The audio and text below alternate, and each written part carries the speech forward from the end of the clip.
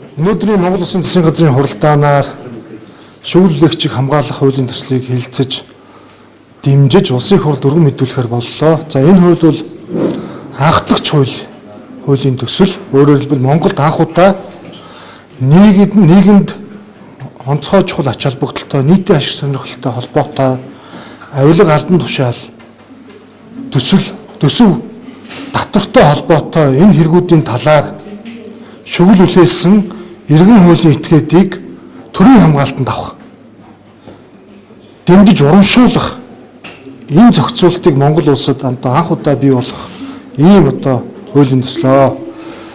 Монгол Улсын засгийн газар үндсэн хуулиар олгосон бүрэн эрхийн хүрээнд гэмт хэрэгтээ тэмцэх энэ бүрэн эрхийг хэрэгжүүлдэг. Гэмт хэрэгтээ тэмцэн гэдэг бол нэг талаас хууль бус үйлдэл илрүүлэхээс гадна энэ гэмт хэргийн талаар баримт мэдээллийг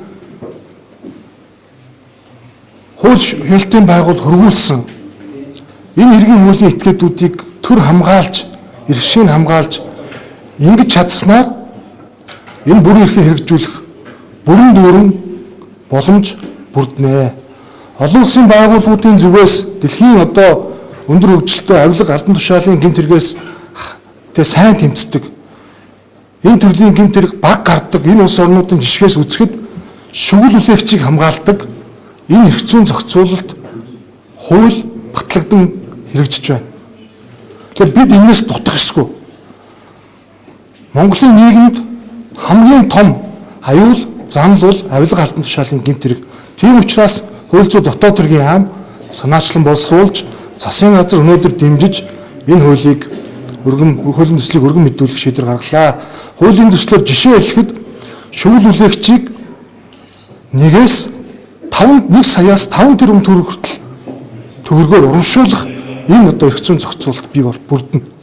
Тийм учраас энэ хуулийг бас яаралтай улсын хурлд өргөн мэдүүлж батлуулахаар ажиллах болно.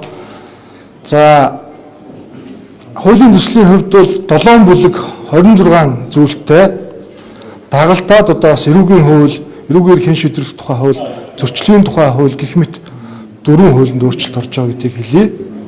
За та хуулийн төслийн талаар бас товч танилцуулж дууслаа. Та бүхнээс асуух асуулт байна уу? За нэг зүйлийг бид ялгах хэрэгтэй. Авилга албан тушаалын гэмт хэрэгт өөрөө холбогдсон шалгагдаж байгаа. Энэ талаар маш ноцтой шийдвэрүүд гаргаж ирсэн. Хууль хяналтын байгууллагад шалгагдаж байгаа этгээдүүд хэрэгэн боогдоод, шалгагдаад гарах гарцгүй болоод ирэх үедээ энэ өөрийн холбогдсон хэргийг өөр тийш нь анхаарлыг сарниулах энэ гэмт хэрэгтээ тэмцэж байгаа засгийн газар тэр дундаа хууль зүйн дотоод хэргийн яам хууль хяналтын байгууллагыг удирдах байгаа хүмүүсийг харлуулах, нийгэмд ард олонний сэтгэл зүг төөрөгдүүлэх, үүмүүлэх ийм увайгүй үйлдэлүүд гаргаж байгаа. Энэ бол шүглүүлэгч биш ээ. Энэ бол амиа аврах гэж байгаа гэмт хэрэгтнүүдийн ачаагүй оролдлого. Олон улсаас ингэж үздэг. Өнөөдөр Монгол Улсын үндсэн хуулийн цэцээс эрүүгийн хуулийн 13, 14 дугаар зүйл заасан илт худал мэдээллийг тараах энэ гэмт хэргийн үйлчлэлийг дүтгэлзүүлсэн энэ хугацааг ашиглаж ингэж увайгүй ашиглаж байна. Хэрвээ энэ хуулийн заалт дүтгэлзээгүй байсан бол энэ үйлчлэлийн төлөө тэр шалгагдаж байгаа гэмт хэрэг дээр нэмээд дахиад эрүүгийн хуулийн зүйл ангиа шалгадах ёстой. Харамсалтай нь энэ асуудал энэ хуулийн заалтын үйлчлэл дүтгэлцсэн байгаа. Энэ үед энэ завшааныг ашиглаж ийм увайгүй үйлдэл гаргаж байна. Гэхдээ бахирсан хэрэг барилах болоогүй гэж бид ярьдаг.